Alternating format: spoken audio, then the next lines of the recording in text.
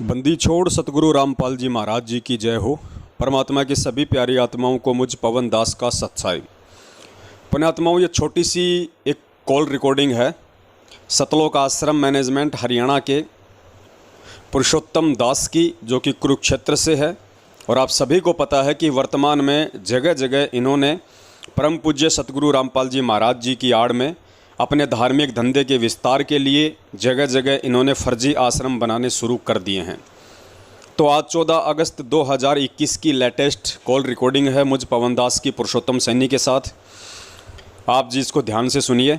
और हमारा मकसद पुण्यात्माओं किसी को नीचा दिखाना या किसी को डिग्रेड करना बिल्कुल भी नहीं है। हमारा मकसद है कि परमेश्वर की संगत जो ज्ञान आधार को छोड़ के अज्ञानता की तरफ चल रही है, ऐसे सारनामी समझे जाने वाले मनवस लोगों को बहुत बड़ा भगत समझ के उनके पीछे लगी हुई है। परमात्मा ने सत्संगों में क्या कहा, अपने ज्ञान में क्या कहा, उसको ना समझ के खाली उनके बेटा बेटी भाई बंधु रिश्तेदार जवाई और ये पुरुषोत्तम सैनी जैसे लोगों के कहने पे अधिक चल रही है, जिसके चलते वो अपनी मर्यादाओं का खंडन कर रही है और गुरुजी से दिन ब दिन दूर होती जा रही है, जिसका परिणाम आप सबके सामने है। आए दिन सारनामी से लेकर प्रथम नामी सैकड़ों लोगों की मौतें संगत में एक महीने में हो रही हैं। पीड़ादायक मौत, एक्सीडेंट से मौत, फांसी लगा के मौत, जबकि परम संत की शरण में आने के बाद तो भगत को कांटा भी नहीं लगता। तो रीज़न यही है कि वर्तमान में संगत गुरुदेव के ज्ञान को आधार ना बना के इन बड़े बड़े समझे जाने वाले भक्तों के बहकाव में अधिक चल रही है। उनके मनमाने आदेशों को गुरुजी का आदेश मान के उनको ज्योति पाठ और दान का जो पैसा दे रही है, वो पैसा कुपात्रों के हाथों में जाने की वजह से संगत को उसके प्रतिफल में नुकसान उठाना पड़ रहा है। तो दास का निवेदन है, ऑडियो को ध्यान से सुनिए। ये 8 मिनट की ऑडियो है।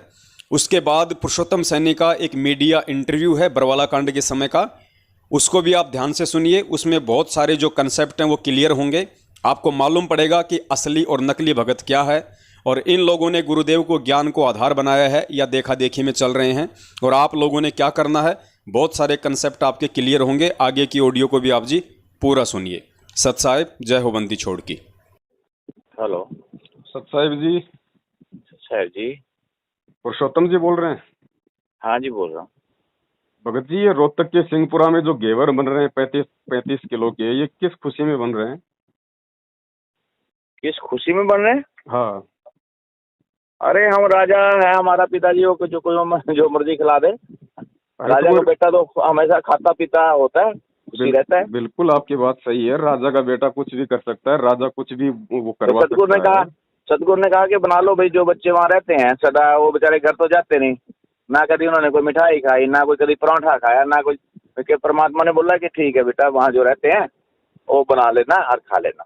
अच्छा, जो आश्रम में जो सेवादार रहते हैं परमानेंट, उनके लिए बनवाए जा रहे हैं? मतलब वो बनवाए जा रहे हैं, मतलब और क्या कहूँ इसे, वो अपने आप ही अंडरस्टूड बात है। जो कह दिया ना भी उनके वहाँ खा लेंगे बना करके, कोई बात नहीं। अच्छा, तो एक दिन के खाने से काम हो जाएगा? तो फिर या तो रोज ही बनाओ। रोज क्यों बनाए? तो रोज फिर खाएंगे, रोज तो एक चीज खाई जाती है। तो फिर एक दिन से क्या हो जाएगा भगत जी? चलो कोई बात नहीं, उनकी इच्छा होगी, बेचारों ने कर लिया होगा भी। हम वो ज्यादा से गरीब तबका या अब रह गया। देखो आप तो अभी तो कह रहे हो कि गुरुजी के आदेश है, अभी कह रहे हो कि उनकी इच्छा है। दोगली बातें मत करो, बात क्या है वो बताओ भगत जी, हकीकत क्या है? दोगली कब कर रही है मैं? तो आप कह रहे हो ना भाई उनकी इच्छा है, उन सेवादारों की, वो अपना खा लेंगे बना के। प्रार्थना करी गुरुजियों से, गुरुजी ने कहा भी बना लो बेटा, कोई बात नहीं। अच्छा, गुरुजी से मतलब घेवर बनाने की प्रार्थना की गई कि गुरुजी क्या हम घेवर बना सकते हैं क्या? गुरुजी से प्रार्थना करने में क्या है, एक चीज की प्रार्थना कर सकते हैं हम। तो सुबह शाम जो चाय बनती है आश्रम में, उसकी भी गुरुजी से प्रार्थना होती है क्या दोनों टाइम? नहीं, चाय तो रोज ही का काम है ना, चाय का तो उसके। तो फिर घेवर में ऐसा क्या है? घेवर में ऐसा क्या है भगत जी जो उसकी स्पेशली उसकी प्रार्थना की गई? आपको क्या? हाँ, पहले तो ये बताओ कौन बोल रहे, कहाँ से बोल रहे हैं आप? मैं भगत जी पवन दास बोल रहा हूँ, जयपुर वाला। अच्छा रहे तुम तो हर काल का दूध पक्का। मैं तो काल का दूत हूँ, लेकिन मैंने जो सवाल किया ना उसका जवाब दो। नहीं, आप गुरुजी से बात क्यों नहीं करते आकर के? जब गुरुजी बार बार बुला रहे हैं आपको भी, आओ भाई मेरे से बात कर लो, जो आदेश होते हैं मेरे होते हैं और उसके आदेश के अनुसार ही सब कुछ होता है। आप लोगों की बातें होती है गुरुजी से। इतना कुछ आप लिख रहे हो, कहाँ जाओगे भगत जी? ये पहले परमात्मा लिखा भी ऐसे ऐसे काल के दूत पैदा हो जाएंगे, और आप उसका श्रेय क्यों ले रहे हो काल के दूत का? गुरुजी ने आप आगे गुरुजी 2008 से बात में कर लो।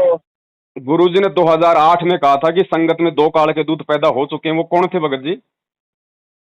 वो आप ही होंगे, क्या पता, एक संजोग है, आप होंगे। अरे मैंने तो नाम ही 2013 में लिया है, गुरुजी ने तो 8 में बताया कि 8 में पैदा हो चुके हैं। तो वो कौन थे 2 काल के दूत? उसकी प्रार्थना क्यों नहीं लगाते आप लोग गुरुजी से? तो आप आकर के बात कर लो ना एक बार गुरुजी से। आपको गुरुजी शर्म आ रही है क्या है भगत जी? आप ये लोगों को हो रहा शर्म है, आती है क्या ये अगर सवाल करने में? आपने पहले भी मेरी एक वीडियो डाल रखी है, मैं तो ये भी डालूंगा, मैं तो ये भी डालूंगा आपकी। क्या होगा, क्या होगा उससे? और यही तो परीक्षा है, यही तो परीक्षा है जो तुम तोड़ने में लगे हो। लूटपाट करके वो आश्रम क्यों बना रहे हो भैया? वो फर्जी आश्रम वो क्यों बना रहे हो? क्यों ये संगत का पैसा बर्बाद कर रहे हो? क्यों? गुरुजी ने क्या कहा था? गुरुजी ने क्या कहा था कि बच्चों आने वाले समय में जितने भी नकली संतों के आश्रम है हमारे काम आएंगे। तुम क्यों ये पैसा बर्बाद कर रहे हो संगत का? अरे वो क्या तुम्हें गुरुजी के वचन पे विश्वास नहीं है? तो आपको क्या दर्द हो रहा है अगर आश्रम बन रहे हैं तो? दर्द नहीं हो रहा, संगत की तुम मर्यादा तोड़वा रहे हो। तुम लोग संगत की जो मर्यादा तोड़वा रहे हो ना, उससे हमारे को दर्द होता है। तुमने कोई एक पैसा दान किया नहीं, दर्द क्यों हो रहा है तुम्हारा? ये तुमने तो खाया है ना। जो दान कर रहे हैं तो उनके दान को क्यों बर्बाद कर रहे हो?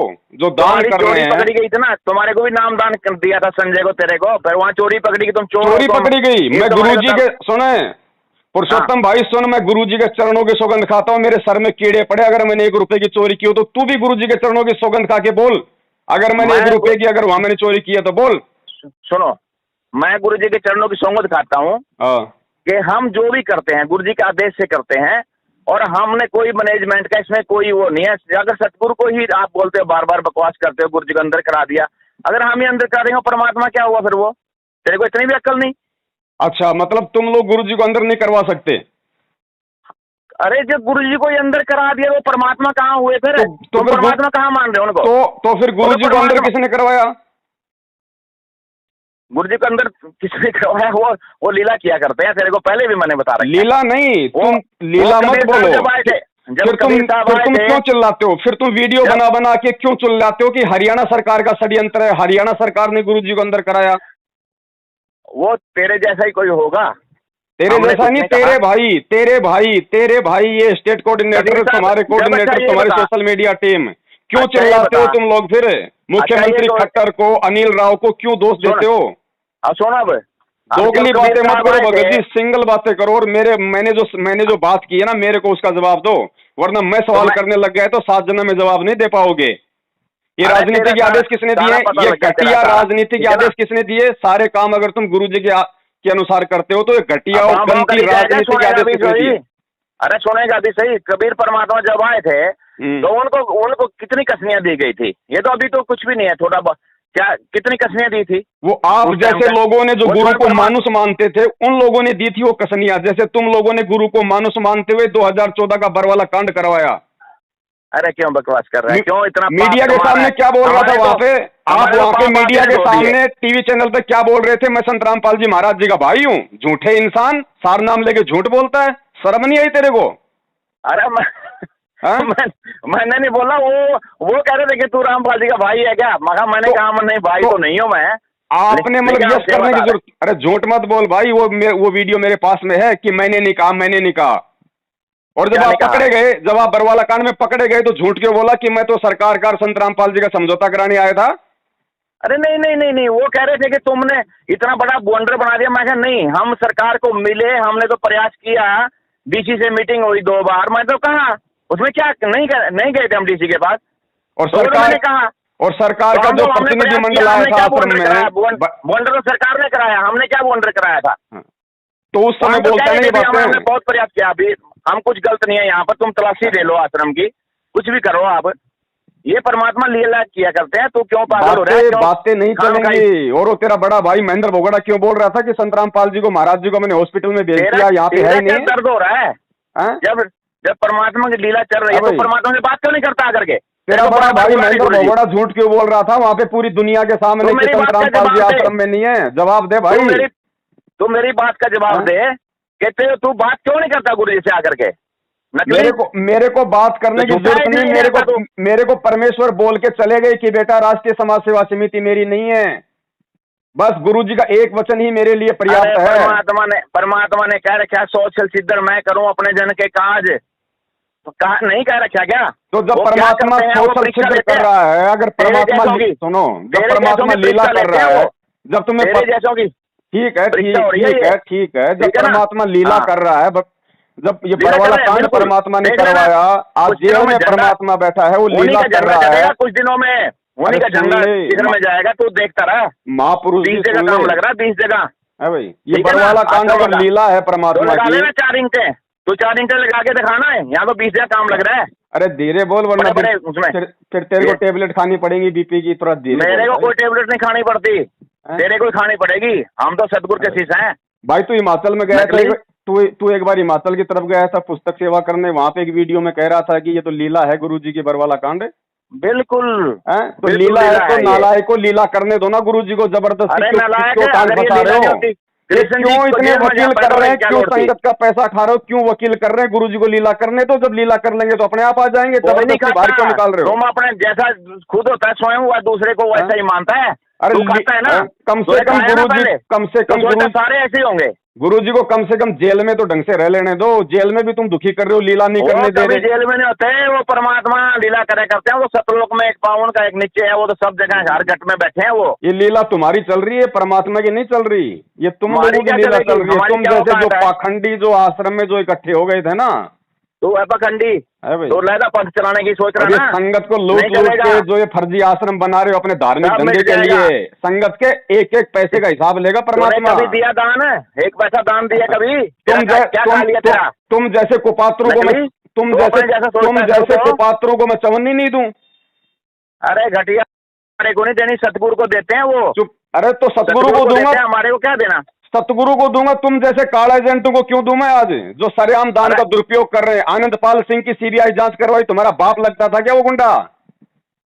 बकवास मत कर, बाप होगा तेरा। क्या कह रहा है? तो अपने बाप की सीबीआई जांच में क्यों शामिल करवाया भक्तों को? 5 लाख रुपए का उनको चंदा क्यों दिया भक्तों के दान का अजमेर की रैली में? किसको? गुंडे। अरे किसको? बातें मत बना, तेरे को पता नहीं कौन किसको। चल तू क्या ठेकेदार लग रहा है? बात फोन काट। ठेकेदार हूँ भाई, 100 बार मेरे जो बातें उनका जवाब दे। And we managed to get in touch with the brother of this so-called God-man, the brother, of course, Mr. Purushottam Das. You are Sant Rampal's brother. My first question is a very simple question. Why is Mr. Rampal, or Sant Rampal as his followers call it, not surrendering? What seems to be the problem? सत्साई पुण्यात्माओं, परमपिता परमेश्वर जी की एक वाणी है कि वाणी ही से पहचानिए कुटिल नीत की घात, अंदर की करनी की निकले मुख्य बात। दूसरी वाणी है, साधु शब्दा परखिए दुख पड़े घरनार, सूरवीर जद जानिए जब रण बाजे तलवार। यहाँ पे ये जो मीडिया कर्मी है जो पुरुषोत्तम का इंटरव्यू ले रहा है सन 2014 बरवाला कांड के समय, और ये कह रहा है कि हमारे साथ में संत रामपाल जी महाराज जी का भाई पुरुषोत्तम दास है। उसके बावजूद भी ये पुरुषोत्तम दास उसे ये नहीं कह रहा कि जी आपको कोई गलतफहमी है, मैं संत रामपाल जी महाराज जी का भाई नहीं हूँ, मैं तो उनका शिष्य हूँ। लेकिन ये सब कुछ सुनने के बाद भी इसने मीडिया कर्मी को नहीं टोका, क्योंकि एक जो सच्चा भगत होगा वो केवल सही तरीके से इंटरव्यू देगा, सही तरीके से बात को सामने रखेगा। लेकिन इसने नहीं कहा। ना कहने का रीज़न क्या था कि पूरी दुनिया मुझे देख रही है, सारे हरियाणा के लोग मुझे देख रहे हैं, और जो मेरे जानकार हैं, जो मेरे परिचित हैं, वो ये सोचेंगे ओ हो देखो जी संत रामपाल जी महाराज का भाई पुरुषोत्तम, यानी लोग मुझे संत रामपाल जी महाराज जी का भाई समझ के मुझे बहुत बड़ा समझेंगे। ये इसकी आंतरिक मान बढ़ाई और इसके अहंकार का प्रतीक है कि सारनामी होने के बाद भी सामने वाला यदि गलती से उसे अपने गुरुदेव का भाई कह के संबोधित कर रहा है तो इसकी जिम्मेदारी बनती थी कि सबसे पहले उसको टोके कि जी आपकी जो जानकारी है वो सही नहीं है, मैं संत रामपाल जी महाराज का भाई नहीं बल्कि मैं उनका एक शिष्य हूँ, मैं उनका दास हूँ।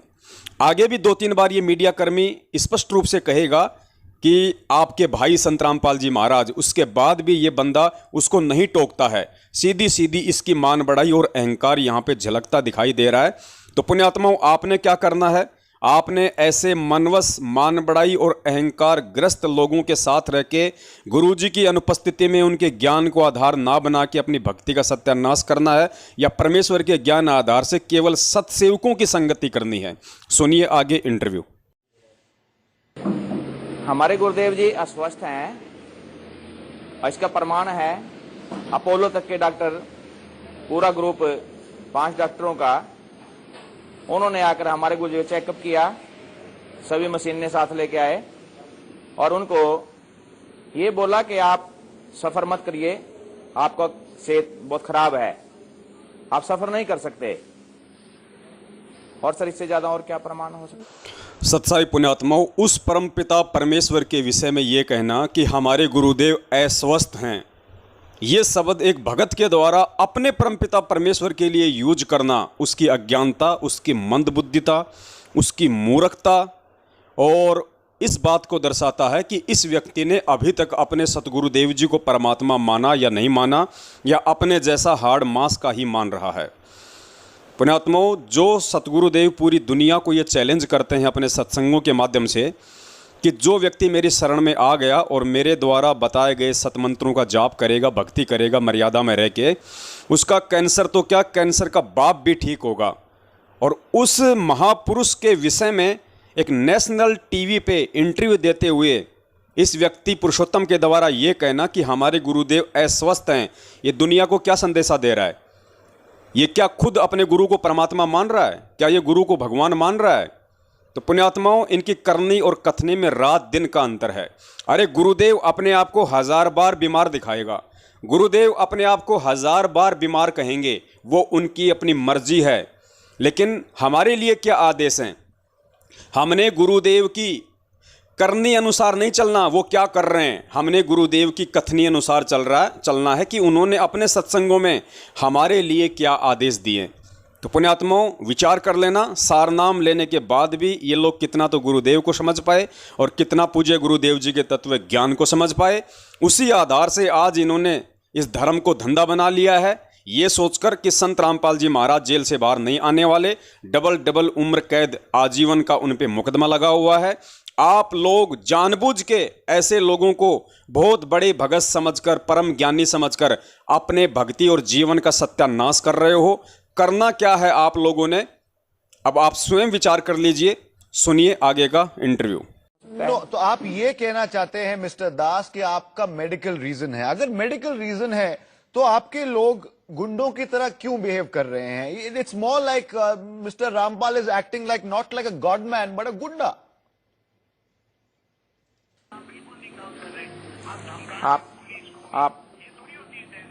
आप ये गलत यूज कर रहे हो शब्द, गुंडों की तरह। वहां पे कोई बीड़ी तक नहीं पीता, कोई शराब मांस मट्टी खाने वाला नहीं है। वो हमारे जो भक्त हैं उसमें RSS राष्ट्रीय समाज सेवा समिति के सदस्य भी हमारे साथ जुड़ चुके हैं। 1 लाख सदस्य हैं लगभग RSS के, वो भी हमारे साथ जुड़ चुके हैं। और वहां ये कभी भी अन्याय होगा और कहीं पर कोई ऐसी घटना होगी जैसे जम्मू कश्मीर में अभी सेवा करके आए। सत्साई पुण्यात्माओं, यहाँ पे मीडिया कर्मी के द्वारा पूज्य गुरुदेव संत रामपाल जी महाराज जी को गुंडे शब्द से संबोधित करना कोई बड़ी बात नहीं है, क्योंकि ये लोग अज्ञानी हैं, ये लोग इस तत्व ज्ञान से अपरिचित हैं। इसलिए पुण्यात्माओं, ये लोग कुछ भी कह सकते हैं, इनको माफ़ी है परमात्मा की तरफ से। जिस प्रकार परमात्मा से जुड़ने से पहले आप बहुत सारे भगत भाई बहनों के इंटरव्यू सुनते हो, जिन्हें कोई ज्ञान समझाया करता था तो वो गुरुदेव को गालियां दिया करते थे, उल्टा सीधा बोला करते थे, और उनके शरण में आने के बाद फिर वो माफ़ी मांगते हैं गुरुदेव से। तो इसी प्रकार ये मीडिया कर्मी है, ये जगत वाला है, इसको ज्ञान नहीं है, ये परमात्मा का, ये कुछ भी बोल सकता है। तो हमने इन चीज़ों से आहत नहीं होना चाहिए। उसके बाद ये पुरुषोत्तम कह रहा है कि हमारे साथ में राष्ट्रीय समाज सेवा समिति के सदस्य भी जुड़ चुके हैं, यानी राष्ट्रीय समाज सेवा समिति RSS, जो कि बरवाला कांड की मुख्य दोषी है, जिसका मुखिया मास्टर रामकुमार ढाका, महेंद्र भगोड़ा, ये खुद उसका मेंबर था, एग्जीक्यूटिव मेंबर था ये खुद पुरुषोत्तम सैनी उसका, जिन्होंने भक्तों को भ्रमित किया, भक्तों को कमांडो बनाया, भक्तों को पुलिस वालों से लड़वाया और गुरुदेव को इन्होंने जेल करवाई अपने मनवस कुकर्मों के चलते, अपनी मनवस हरकतों के चलते।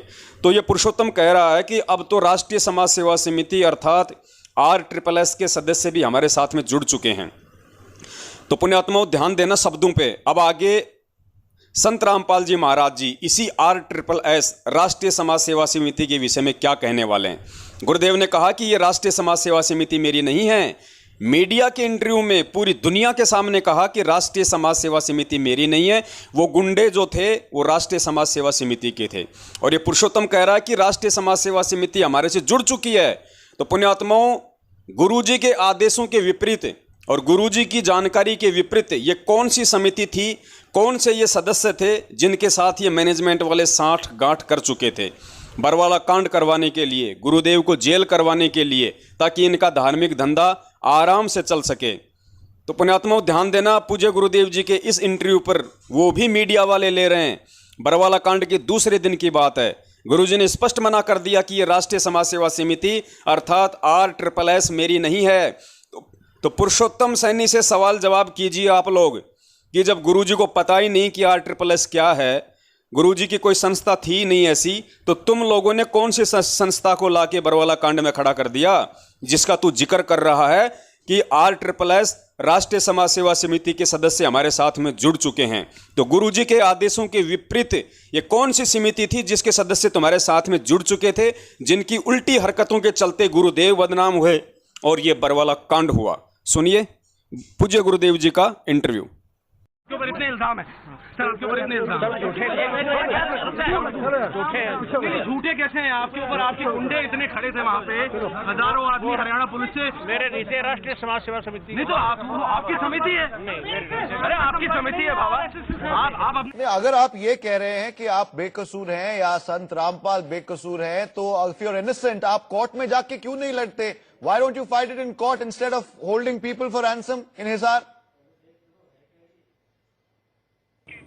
कोर्ट क्या न, गुंडागर्दी कौन कर रहा है? गुंडागर्दी तो कर ही नहीं रहे, हम तो अपने घर बैठे हैं। अब इन्होंने क्या ये जाते हैं कोर्ट में, जाते हैं तो तब अवमानना का केस बना देते हैं, नहीं जाते हैं तब भी अवमानना का केस बनाते हैं। इससे अच्छा तो हम अपने घर तो बैठे रहे हैं।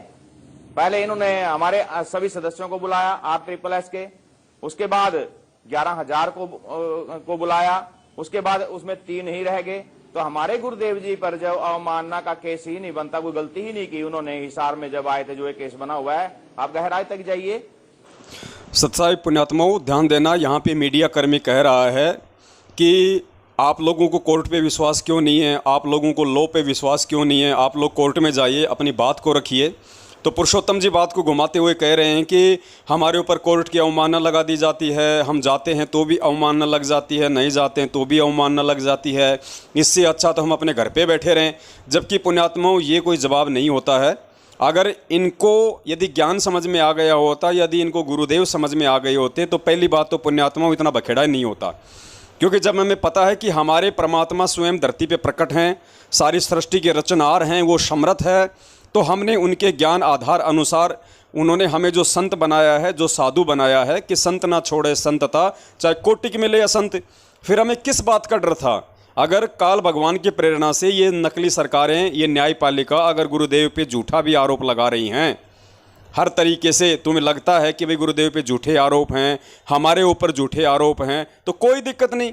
हमारे को विश्वास होना चाहिए ना कि परमात्मा है भाई खुद गुरुदेव, और कोर्ट क्या बिगाड़ लेगा। ठीक है, संतों को, भक्तों को, महात्माओं को परेशानियों का तो सामना झेलना ही पड़ता है, क्योंकि ये काल का लोक है। काल इतनी आसानी से सच्चाई को ऊपर नहीं आने देगा। लेकिन हम भी तो भगत हैं, हम भी तो संत हैं, हमारे को भी तो परमात्मा ने उन संकटों को झेलने की शक्ति दी है, पावर दी है, ज्ञान दिया है। तो जब काल अपनी दुष्टता नहीं छोड़ रहा, तो हम संत होकर अपनी संतता क्यों छोड़ें? तो ये इसका जवाब नहीं होना चाहिए था। दूसरी बात, हमें गुरुजी ने सत्संगों में बहुत बार कहा है कि पुण्यात्माओं, जब वो परमात्मा इस पृथ्वी पे आता है तो वो परमात्मा एक नेक नागरिक की भूमिका भी निभाता है। नेक नागरिक मतलब हर तरीके से कानून को सहयोग करने वाला, इस काल भगवान के नियमों को ना तोड़ने वाला, उसको कहते हैं नेक नागरिक। तो यदि कोर्ट ने जबरन हमारे ऊपर मुकदमे लगा रखे हैं, झूठे मुकदमे लगा रखे हैं, तो हमारे को डर किस बात का था? साधु संतों को तो परेशान ही किया जाता भाई।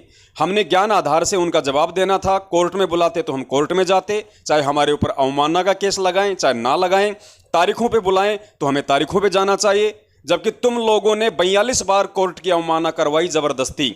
इन सतलोक आश्रम मैनेजमेंट हरियाणा वालों ने 42 बार कोर्ट के आदेशों का मजाक उड़ाया। क्यों? गुरुजी का झूठा मेडिकल सर्टिफिकेट दे के।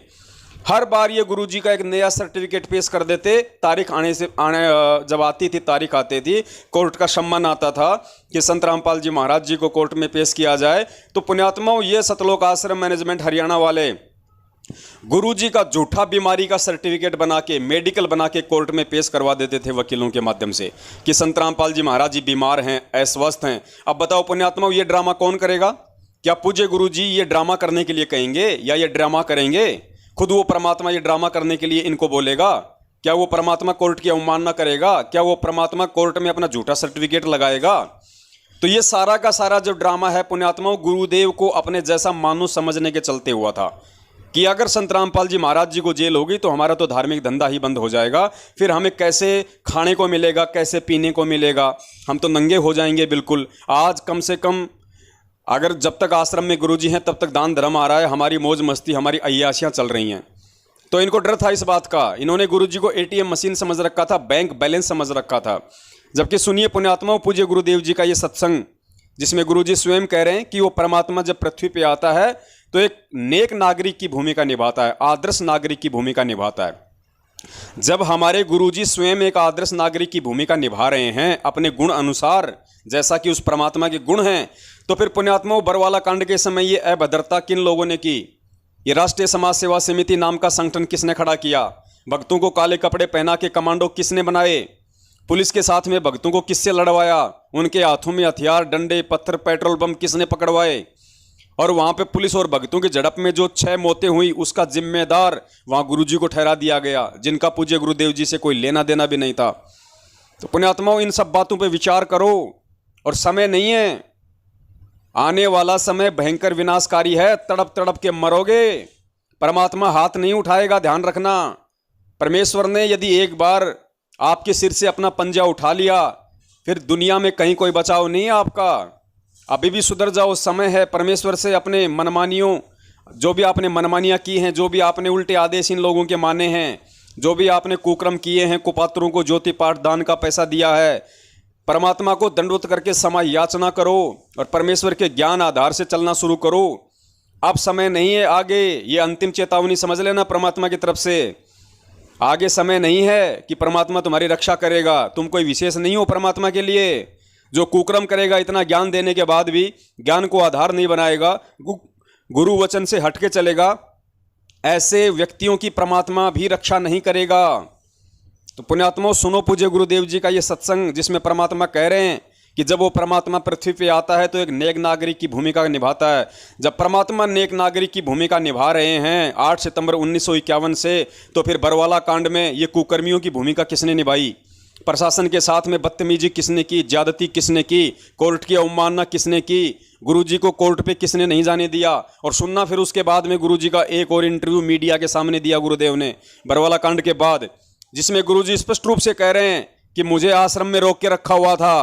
पुण्यात्माओं, अगर आपको अपने गुरुदेव के वचन पे विश्वास है कि मेरा परमात्मा दोगला नहीं है, वो झूठ नहीं बोलेगा, तो पुण्यात्माओं इस मैनेजमेंट का साथ छोड़ देना, ये काल का एजेंट है। और अगर आपको इतना भी विश्वास नहीं है कि मेरे गुरुदेव जी दोगली बातें कर सकते या नहीं कर सकते, फिर तो बात ही क्या है। तो सुनो पहले गुरुजी का सत्संग 1 मिनट का, उसके बाद गुरुजी का इंटरव्यू, जिसमें गुरुजी खुद कह रहे हैं कि मेरे को तो रोक के रखा हुआ था बरवाला कांड में आश्रम के अंदर। तो कौन वो लोग थे जिन्होंने रोक के रखा हुआ था? अब वो परमात्मा है जिसने आकर खुद यहाँ पर सत्संग किया और सच्चा ज्ञान दिया। वही सतगुरु है और वही आकर के यहाँ एक सच्चे भक्त की भूमिका करते हैं, एक नेक नागरिक का अभिनय भी वही करते हैं। अपना करके खाओ, जैसे राखे भगवान न्यों रहो, ज़्यादा इस दौड़ धूप माया की संग्रह करने में अपना जीवन मत नसाओ, नाश ना करो। ये एग्जाम्पल दिया दाता ने, और जो ये भी उन्होंने प्रमाणित कर दिया कि जो सच्ची लगन से मुझे भजता है, संसार की दृष्टि में बेशक निर्धन दिखा है, पर भगवान की दृष्टि में सबसे धनवान है। अब स्वस्थ हो गया, मैं पहले बीमार था। रामपाल जी, आपकी जो बेल एप्लीकेशन थी वो भी अब रिजेक्ट कर दी गई है, जो 2008 में आपको बेल मिली थी कोर्ट की तरफ से, उसके बारे में क्या कह रहे हैं? धन्यवाद। जो पूरा विवाद हुआ उसमें 6 लोगों की जान गई, आपको कोई अफसोस है उस बात का? बहुत अफसोस है जी। नहीं, जो आपने अपने अनुयायियों को जिम्मेदार ढाल कौन है बनाया इसका? और आप पीछे छुपे रहे, मैंने किसी को नहीं, वो आप सही मानते हैं? मैंने नहीं बनाया किसी को, वो अपने आप ही बन रहे थे, मुझे भी रोक रखा था। Okay, what I want to ask you now, sir, in your ashrams there are guns. What godman needs guns in his ashram? अगर आप संत हैं, अगर आपके भाई संत हैं, तो आपको बंदूक की क्या जरूरत? नहीं, हमारे तो जो भगत हैं आसपास के, दो हमारे जो भगत लोग हैं दो आसपास के, उन्हीं के लाइसेंसी हथियार जो हैं वो कभी ले भी आते हैं, कभी नहीं भी ले आते हैं। वो तो राइट है।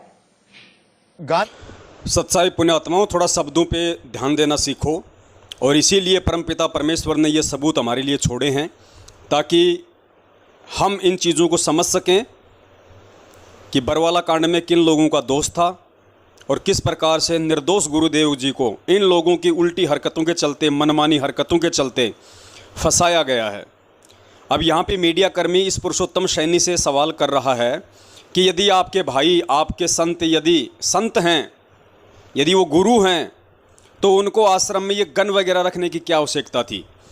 तो इसके जवाब में पुरुषोत्तम जी कह रहे हैं कि वो गन हमारे कुछ भगत भाई थे जो आसपास के, वो लेके आया करते थे, उनकी लाइसेंसी वो बंदूकें थी, तो वो कभी ले भी आते थे, कभी नहीं भी लेके आते थे। तो पुण्यात्मा विचार करो, ये कितना झूठा जवाब, कितना निराधार जवाब इसने दिया है।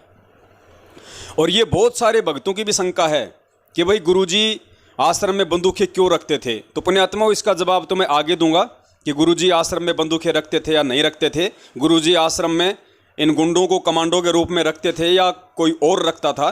लेकिन फ़िलहाल ये जो पुरुषोत्तम सैनी कह रहा है कि हमारे आसपास के जो भगत हैं वो अपनी बंदूकें ले आया करते थे, कभी लाते थे कभी नहीं लाते थे। तो पुण्यात्मा विचार करना, ये गुरुदेव का आदेश नहीं था। आश्रम में जो बंदूकधारी थे वो गुरुदेव के अनुसार नहीं थे। गुरुदेव ने कोई कमांडो नहीं रखा, कोई बॉडीगार्ड नहीं रखा। अरे तीनों लोकों में प्रवेश करके सबका धारण पोषण करने वाला वो समर्थ परमात्मा 2 कौड़ी के जीवों को अपना बॉडीगार्ड बना के रखेगा क्या?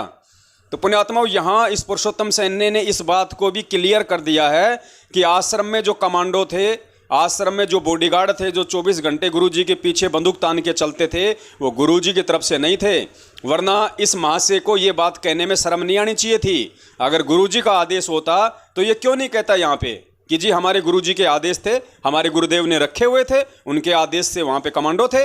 लेकिन इसने जिक्र नहीं किया क्योंकि आदेश नहीं था, वरना 100% ये कहता। क्योंकि जो आदमी पूरी मीडिया के सामने, देश दुनिया के सामने ये कह सकता है कि संत रामपाल जी महाराज अस्वस्थ थे, वो बीमार थे, तो वो व्यक्ति ये कहने में क्यों शर्माएगा यदि गुरुजी का आदेश होता तो कमांडो रखने का, बॉडीगार्ड रखने का। लेकिन इसने मना कर दिया। इसने कहा कि आसपास के भगत थे वो अपनी बंदूकें लेके आया करते थे। तो पुण्यात्मा स्पष्ट है, वाणी ही से पहचानिए कुटिल नीत की घात, अंदर की करनी की निकले मुख से बात। आज वो बंदी छोड़ इन कुकर्मियों के मुख से ही सारी सच्चाई उगलवा रहा है। तो पुण्यात्माओं ध्यान देना इनके शब्दों पे। अब चलिए सुनिए आगे इंटरव्यू। गांधी जी हमारे बापू जो थे वो, उनको कह सकते हैं कि लोग, वो संत थे, वो बड़े अच्छे आदमी थे। आप अपने भाई को संत रामपाल कहते हैं। गांधी जी संत थे, उनने आज तक कोई लाठी नहीं उठाई, कभी लाठी नहीं उठाई। लाठी उठाई तो चलने के लिए उठाई, किसी पे अटैक करने के लिए नहीं उठाई। अभी आप राजनीति से इसको मत जोड़ो, ये धार्मिक संस्था है, गैर राजनीतिक है हमारी। सच्चाई पुण्यात्माओं, यहाँ पे गन और बंदूक की बात को लेके मीडिया कर्मी इस पुरुषोत्तम से कह रहा है कि संत तो महात्मा गांधी जी थे जो कोई हथियार नहीं रखते थे, वो केवल एक अपना डंडा रखते थे, और वो भी किसी को मारने के लिए नहीं, कोई हिंसा के लिए नहीं, बल्कि अपने चलने के लिए। और आप अपने भाई को संत रामपाल कहते हो। तो पुण्यात्मा फिर से इसने एक बार जिक्र किया यहाँ पे कि आप अपने भाई को संत रामपाल कहते हो, लेकिन फिर भी इस मान बड़ाई और अहंकार से ग्रस्त व्यक्ति ने एक बार भी उसको नहीं टोका कि भाई संत रामपाल जी महाराज मेरे भाई नहीं हैं, मैं तो उनका शिष्य हूँ, वो मेरे परमात्मा हैं। लेकिन उनको अपना परमात्मा माने, कोई अपना गुरु माने, तब ये बात कहेगा ना। इसको तो लोग देख रहे हैं, इसके रिश्तेदार देख रहे हैं, तो इसके मन में तो लड्डू फूट रहे हैं कि देखो आज मैं कितना बड़ा बन के पेश हो रहा हूँ पूरी दुनिया के सामने। लोग मुझे संत रामपाल जी महाराज जी के भाई के रूप में देख रहे हैं, जान रहे हैं। तो उसने कहा कि संत तो महात्मा गांधी थे, आप अपने भाई को संत कहते हो, संत रामपाल जी। तो पुण्यात्माओं, अब हकीकत क्या है, आश्रम के अंदर जो बंदूकें, जो गन, जो बंदूकधारी थे, गुरुजी के चारों तरफ जो बॉडीगार्ड थे, अब आपको दास बताएगा। पुण्यात्माओं, हकीकत क्या है, ये भक्ति मार्ग सिर्फ ज्ञान आधार का है, और ज्ञान समझे बिना आपको सतगुरु की परिभाषा कभी जिंदगी में समझ में नहीं आएगी। आप धक्के खाते रहेंगे, 24 घंटे आप गुरुजी के पास में रहेंगे, साथ में रहेंगे, तो भी आप उनको नहीं समझ पाएंगे यदि आपने उनके ज्ञान को नहीं समझा तो, उनके तत्व ज्ञान को नहीं समझा तो। और यही कारण था कि ये पूरों का पूरा मूर्खों का टोल, ये भेड़ों का झुंड, जो बहुत बड़े बड़े भगत दिखाई देते थे, उनके बेटा बेटी, भाई बंधु, रिश्तेदार, जवाई, ये स्टेट कोऑर्डिनेटर, परमानेंट सेवादार, ये सब के सब मूर्खों का झुंड था। ये केवल वहाँ पे रोट पाड़ने के लिए पड़े हुए थे आश्रम में, केवल अपनी मौज मस्ती के लिए, क्योंकि फ्री का पैसा आ रहा था, भक्तों के दान का ये लोग दुरुपयोग किया करते थे। गुरुदेव ने भी काफ़ी बार इनको धमकाया, एक दो को तो गुरुजी ने आश्रम से बाहर भी कर दिया था। जो बलजीत का बेटा है अनिल लहरी, जो 428 मुकदमे में वांटेड था, पकड़ा गया था, अभी वो जमानत पे बाहर है, उसको तो मेन गेट पे पकड़ा गया, दोनों जेब फुल करके जा रहा था, लाख लाख रुपए की, परमात्मा के सामने पेश किया। गुरुजी ने कहा कि बेटा बहुत महंगा पड़ेगा। तो सरेआम ये लोग वहाँ पे चोरियाँ क्या करते थे अपनी ऐसो आराम के लिए, क्योंकि ये गुरुजी को परमात्मा नहीं मानते थे। तो पुण्यात्माओं, ये जो डर था कि गुरुजी को कोई मार ना दे, गुरुजी को कोई हानि ना पहुँचा दे, अगर गुरुजी मर गए, अगर गुरुजी को किसी ने हानि पहुंचा दी तो हमारा तो धार्मिक धंधा ही बंद हो जाएगा। हमें संगत फिर दान क्यों देगी, संगत आश्रमों में क्यों आएगी, संगत नहीं आएगी तो फिर पैसा कहाँ से आएगा, दान कहाँ से आएगा, हमारी ऐसो आराम, हमारी ये अय्यासियाँ, हमारी ये दुनिया भर की रंगरेलियाँ, आश्रमों में जो हमने स्विमिंग पूल बना रखे हैं, इतने ऐसो आराम में रहते हैं, फिर ये कैसे होंगे, कहाँ से पैसा आएगा। तो इन लोगों ने उस परमेश्वर को परमेश्वर ना मान के पूज्य गुरुदेव जी को खाली अपने जैसा एक मानुष मान लिया, एक आम संत मान लिया, और ये सोच के कि आर्य समाजी या सरकार गुरु जी को कहीं कोई नुकसान ना पहुंचा दे। इस वजह से ये लोग, ये महेंद्र भगोड़ा, ये सतलोक आश्रम मैनेजमेंट हरियाणा का मुखिया, इन लोगों ने मिलके अपनी सोच अनुसार इन्होंने ये बॉडीगार्डों की व्यवस्था कर रखी थी। 15-20 बॉडीगार्ड, 15-20 वहाँ पे बंदूकें, 24 घंटे गुरुजी के इर्द गिर्द, आगे पीछे। जब गुरुजी सत्संग करते थे तो शीशा भी इन्होंने बुलेट प्रूफ लगा रखा था, बुलेट प्रूफ शीशा।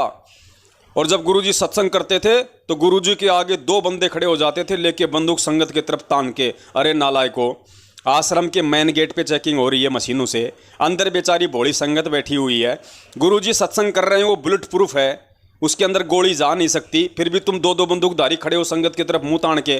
तो पुण्यात्माओं, सोचो इन्होंने गुरुजी को क्या समझ रखा था, हाड़ मास का पुतला, अपने जैसा इंसान। पुण्यात्माओं, यही वजह थी।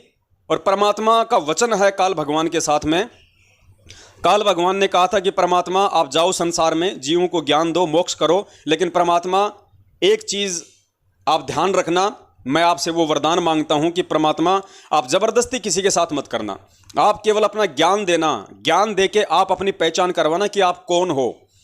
और जो आपके ज्ञान देने के बाद भी आपको परमात्मा ना माने, आपको ना पहचाने, उसके साथ ज़बरदस्ती मत करना, वो मेरे काल के जाल में रहना चाहिए। तो परमेश्वर ने कहा कि भाई ठीक है, ऐसे मंद बुद्धि को ले जाके मैं वहाँ पे क्या करूँगा सतलोक में, मंद बुद्धि थे तभी तो इनको नीचे पटका मैंने, तो ऐसों को तो तेरे जाल में रहना ही ठीक है। तो पुण्यात्माओं, ये वो लोग हैं जो गुरुजी को कभी परमात्मा मान ही नहीं पाए, गुरुजी को कभी बंदी छोड़ मान ही नहीं पाए, संत रामपाल जी को कभी ये सतगुरु मान ही नहीं पाए, क्योंकि सतगुरु की इन्होंने कभी परिभाषा समझी ही नहीं कि ना सतगुरु जननी जने जाके माना बाप, पिंड ब्रह्मांड से रहित है जहाँ ना तीनों ताप। अगर सतगुरु भी मान लेते ये गुरु जी को तो भी इनके समझ में आ जाता कि सतगुरु कभी माँ बाप से पैदा नहीं होता, वो जन्म नहीं लेता, लीला कुछ भी करता है, वो तेज पुंज का होता है, सौद स्वरूपी होता है, उसको ना कोई गोली मार सकती है, ना उसको कोई पत्थर मार सकता है, ना उसको कोई इंसान मार सकता है, ना कोई जानवर हानि पहुंचा सकता है। लेकिन इन्होंने मानुष मान रखा था, इस वजह से इन्होंने अपने धार्मिक धंधे को कायम रखने के लिए महेंद्र भगोड़े के आदेश से इन्होंने आश्रम में सारी हथियारों की व्यवस्था की हुई थी। लेकिन पुण्यात्माओं, अब परमेश्वर की आत्माएं परमेश्वर को समझने लगी हैं और आने वाले समय में उनको परमेश्वर ही माना जाएगा, परमेश्वर ही समझा जाएगा। और जब एक भगत ज्ञान समझ के उनको परमेश्वर मान लेगा, समझ लेगा, फिर देखना पुण्यात्माओं, सतयुग वाला माहौल, हैंड टू हैंड लाभ होंगे, हैंड टू हैंड। कहते हैं ना कि हथेली में जो है सरसों नहीं उग सकती, अब उगेगी। अब उगेगी हथेली पे सरसों जब आप अपने गुरु को परमात्मा मान लेंगे, बंदी छोड़ मान लेंगे। फिर वो बंदी छोड़ वाले काम करेगा, फिर वो परमात्मा वाले काम करेगा जो सतयुग में हुआ करते थे, जो पहले की आत्माओं के साथ हुआ करते थे, जिन महापुरुषों का जिक्र परमात्मा करता है। तो ये सारा का सारा जो माजरा था ये इन्होंने अपनी मनमुखी सोच से किया हुआ था। वरना पुण्यात्माओं विचार करो, ये 2 कौड़ी के जीव जो गुरु जी के बॉडीगार्ड बन के 20-30 वहाँ पे बंदूकें लेके गुरु जी की रक्षा करते थे, किनसे? इनको किनसे खतरा था? इनकी सोच अनुसार केवल आर्य समाजी और सरकार। आज वो परमात्मा उन्हीं आर्य समाजियों और उसी सरकार की गोद में बैठे हैं। हिसार जेल में बाल तो उखाड़ के दिखा दे। अरे वही हिसार प्रशासन में कौन है? जो पुलिस वाले हैं, अधिकारी है, वो कौन है? सारे के सारी आर्य समाजी है। तो वही आर्य समाजी और वही प्रशासन आज गुरुजी उन्हीं की गोद में बैठे हैं हिसार जेल में। कोई बाढ़ तो उखाड़ के दिखा दे। क्या कोशिश नहीं की होगी? परमेश्वर को जान से मारने की कोशिश की होगी इन लोगों की तरह, जैसे इन लोगों ने आश्रम में की थी कांड के समय, वैसे ही हरियाणा प्रशासन ने भी खूब कोशिश की होगी जान से मारने की, आर्य समाजियों के दबाव में आके, वोट बैंक में, राजनेताओं के दबाव में आके। लेकिन वो बंदी छोड़ है, बाढ़ बाका नहीं कर पाएंगे। तो ये था पुण्यात्माओं सारा का सारा काम। अरे जो भगवान के बॉडीगार्ड बने फिरते थे, आज वो खुद अपनी बॉडी की सुरक्षा करते फिर रहे हैं, खुद वो भगोड़े बन के फिर रहे हैं। सोचिए क्या औकात थी इनकी, क्या औकात थी इन लोगों की जो गुरुजी के बॉडीगार्ड बने फिर रहे थे, आज वो खुद भगोड़े बन के घूम रहे हैं। तो पुण्यात्माओं ये नतीजा है अज्ञानता का, ये नतीजा है गुरु को मानुष समझने का, ये नतीजा है परमात्मा को परमात्मा ना मानने का। और आज भी ये लोग उसी गलती पे हैं। 8 सितंबर को 2019 में इन्होंने उसी परमात्मा का, उसी अविनाशी सतगुरु का, उसी प्रकट परमात्मा का जन्मदिन मनवाया, संगत से मनवाया, लाखों की संगत के इन्होंने वो क्रम फोड़े। आज भी 2020 में 2021 में ये लोग यही गलतियां करने जा रहे हैं। तो पुण्यात्माओं समझना आप लोगों को है कि आपने क्या करना है। ये तो काल के एजेंट हैं, ये तो अपने काल, जो इनका बाप है काल भगवान, ये तो उसका ये फरमान बजाने के लिए आए हुए हैं धरती पे उसके एजेंट बन के। लेकिन तुम क्यों ज़बरदस्ती इन एजेंटों के एजेंट बन रहे हो? तुम सतगुरु के एजेंट बनो, सतगुरु के ज्ञान को आधार बनाओ, तब बात बनेगी, इनके पीछे चलने से नहीं। और यही परीक्षा ले रहा है परमात्मा, आज जेल में बैठ के यही सब कुछ देख रहा है कि मुझे कितना समझा, बस यही परीक्षा है। रह जाओगे, हर बार ऐसे ही रहते हैं। समय रहता है तो मानते नहीं, कोई बताता है तो उसको गुरुद्रोही बोल दो, उसकी बातें नहीं सुननी, उसका वीडियो नहीं देखना, और जब बात हाथ से निकल जाती है तो फिर गधे कुत्ते सुअर बनना। सुनिए आगे का इंटरव्यू। मिस्टर दास, आप गुरुदेव कह रहे हैं इस आदमी को जो कि वांटेड है लॉ में। गुरुदेव रविंद्रनाथ टैगोर को कहा जाता था, this is not how saints behave. मैं शर्म की बात तो इनकी जजों की भी है। ये ऐसा अन्याय कर रहे हैं, अपना ईगो बना लिया इन्होंने। शर्म की बात तो इनके लिए है। अभी आपको और भी कुछ दिखाना था, हमारे पास रिटर्न में है, अभी ऑर्डर किया था। सच्चाई पुण्यात्माओं, आगे मीडिया वाले ने कहा कि भाई मिस्टर दास, आप एक ऐसे व्यक्ति को अपना गुरु कह रहे हैं जो वांटेड है। अरे गुरु तो रविंद्रनाथ टैगोर को कहा जाता है। इट्स ए सेम्ड बिहेव यानी ये आप लोगों के लिए शर्म की बात है कि आप एक ऐसे व्यक्ति को यानी संत रामपाल जी महाराज जी को अपना गुरु कह रहे हैं। तो पुण्यात्माओं, इस मूर्ख व्यक्ति ने, जिसके पीछे संगत भी मूर्ख हो रही है, बहुत बड़ा भगत समझ के, सारनामी समझ के अपना जीवन बर्बाद कर रही है, इस मूर्ख व्यक्ति ने पूरी दुनिया के सामने इस नेशनल टीवी चैनल पे क्या जवाब दिया, एक बार दोबारा सुन लेना पीछे जाके। जब उसने कहा ना कि ये तो एक शर्म की बात है आप लोगों के लिए कि आप एक ऐसे वांटेड व्यक्ति को अपना गुरु कह रहे हैं, तो जवाब में ये मंदबुद्धि व्यक्ति क्या कह रहा है पता है? कि शर्म की बात तो इन जजों के लिए भी है, शर्म की बात तो जजों के लिए भी है जो हमारी नहीं सुन रहे, हमारे ऊपर इस तरीके से जो दोषारोपण कर रहे हैं, तो शर्म की बात तो इन लोगों के लिए भी है। तो पुण्यात्माओं, सामने जो दुनिया जो इंटरव्यू सुन रही है, देख रही है, वो सारी की सारी भक्तों की तरह मूर्ख नहीं है। वो बाल की खाल निकालती है और वो डिसीजन ले लेती है कि वास्तव में कौन सही है और कौन गलत है। तो ये कह रहा है कि शर्म की बात तो जजों के लिए भी है। इसका ये कहना कि शर्म की बात तो जजों के लिए भी, अर्थात इसने उस बात को अपने शर्म में शामिल कर लिया जो मीडिया वाला कह रहा है कि आप ऐसे व्यक्ति को अपना गुरु कह रहे हैं जो वांटेड है, यह आपके लिए शर्म की बात है, सेम्ड। और ये कह रहा है कि शर्म की बात तो फिर जजों के लिए भी है। अर्थात इसने स्वीकार कर लिया कि संत रामपाल जी महाराज जी को मेरे द्वारा अपना गुरु मानना मेरे लिए शर्म की बात है, मैं स्वीकार करता हूं इस बात को। पुण्यात्माओं, ये क्या जवाब दे रहे हैं, कैसे कैसे गधों को उस समय सतलोक आश्रम बरवाला का प्रतिनिधित्व करने के लिए मीडिया के सामने खड़ा कर दिया, जिनको ये नहीं पता कि अगला सवाल क्या कर रहा है, मैं जवाब क्या दे रहा हूँ, और सुनने वाली देश की जनता मेरे जवाब का क्या मतलब निकालेगी। तो सोचिए पुण्यात्माओं, आज भी तो ये वही की वही हैं, ये वही तो गधे हैं, वही तो मूर्ख हैं, इनमें क्या बदल गया, ये तो बिगड़ गई और ज़्यादा। बरवाला कांड के बाद तो ये बिगड़ और गए ज़्यादा। संगत ने इन कुपात्रों को गुरु आदेश के खिलाफ ज्योति पाठ और दान का पैसा दे दे के इनकी बुद्धि को मलिन कर दिया और ज़्यादा भ्रष्ट कर दिया। तो आज जगह जगह जो ये फर्जी आश्रम खोल रहे हैं, और पुण्यात्माओं इन्होंने एक नया ट्रस्ट बनाया है, इसने पुरुषोत्तम कुरुक्षेत्र वाले ने, मुनिंद्र धर्मार्थ ट्रस्ट। अरे नालायक मंदबुद्धि इंसान, तेरे पैदा होते समय तेरी माताजी ने भांग के लड्डू खाए थे क्या? तेरे को इतना भी नहीं पता कि धरती पे वो परमात्मा संत रामपाल जी महाराज जी के रूप में प्रकट है, और तू ट्रस्ट का नाम रख रहा है मुनिंद्र धर्मार्थ ट्रस्ट। ये तो कबीर नाम को भी लांग गए, त्रेता में चले गए सीधे, इनका ज्ञान योग खुल गया, दूरदृष्टि आ गई इनके अंदर। मुनिंद्र धर्मार्थ ट्रस्ट। बताओ पुण्यात्माओं, संत रामपाल जी धर्मार्थ ट्रस्ट रखने में इनको शर्म आ रही है क्या? अरे ये नाम कोई गंदा नाम है क्या? ये नाम सही नहीं है क्या? संत रामपाल जी या सतगुरु रामपाल जी या परमेश्वर रामपाल जी धर्मार्थ ट्रस्ट, ये नाम रखने में तो इनको शर्म आ रही है, क्योंकि लोग कहेंगे अरे तू रामपाल ना भगवान मानना है, अरे रामपाल को तू परमात्मा मान रहा है, नालायक। तो इनको शर्म आती है, इनको अपने रिश्तेदारों के आगे, इनको अपने गांव वालों के आगे, इनको दुनिया वालों के आगे हैं, तो संत रामपाल जी का नाम नहीं लिख रहे, मुनिंद्र धर्मार्थ ट्रस्ट। अब कोई सोचेगा होगा मुनिंद्र को इसका कोई दादा परदादा, तो ये इनका ज्ञान है पुण्यात्माओं।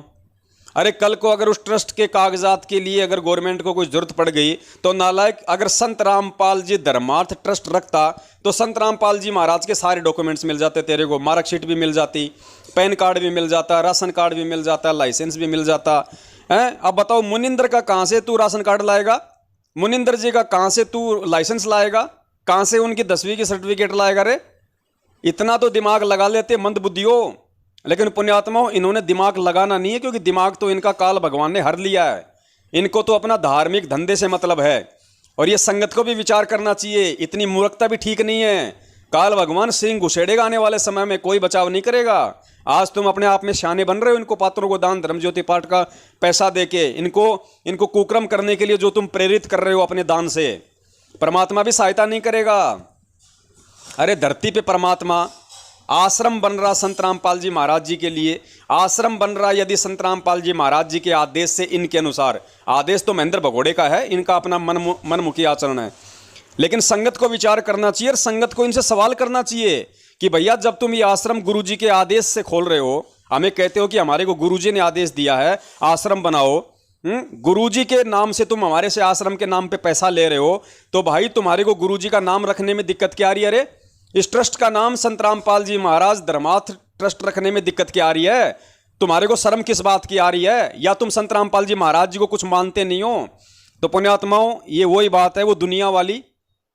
परमात्मा कहते हैं भैया पत्थर पूजे हरी मिले तो मैं पूजूं पहाड़, ये तो वही वाली कहानी हो गई। ये लोग ये कबीर को भगवान मान लेंगे, ये मुनिंद्र को भगवान मान लेंगे, लेकिन संत रामपाल जी महाराज जी को भगवान नहीं मानेंगे। ये तुम संगत वालों को मूर्ख बनाया जा रहा है, तुम्हारे को भेड़ बकरी समझ के और गुरु आदेशों की आड़ में तुम्हारे को लूटा जा रहा है।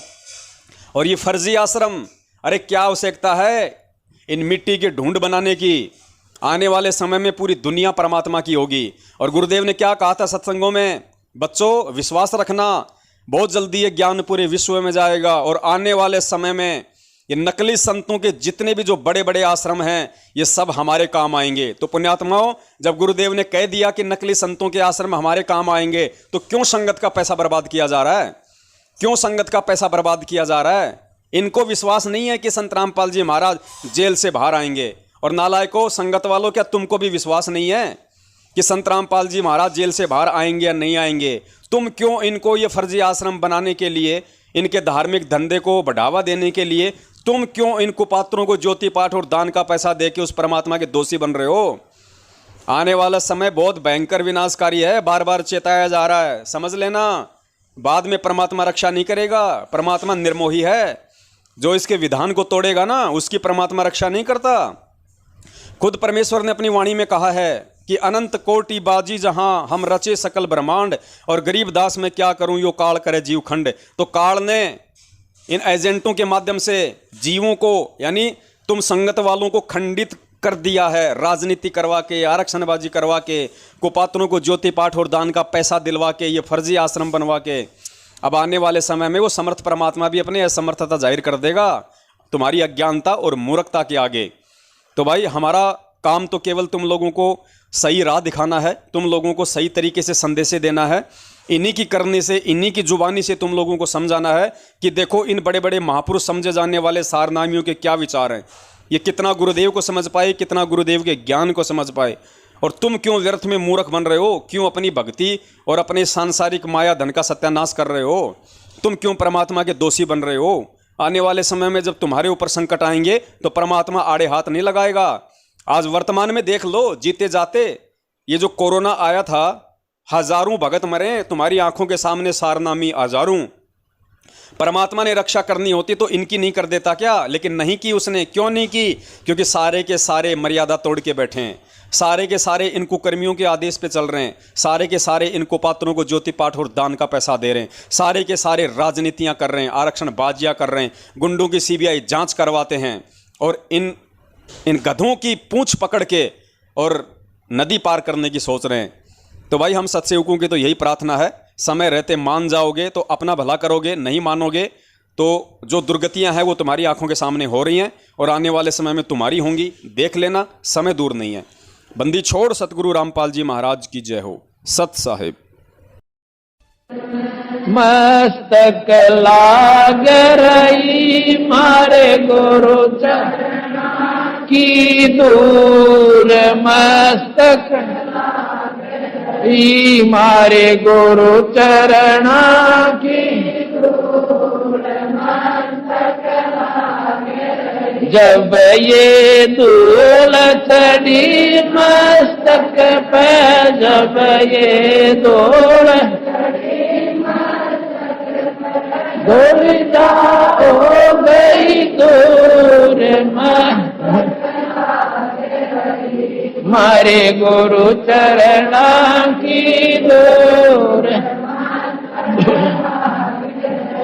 इड़ा पिंगला जा,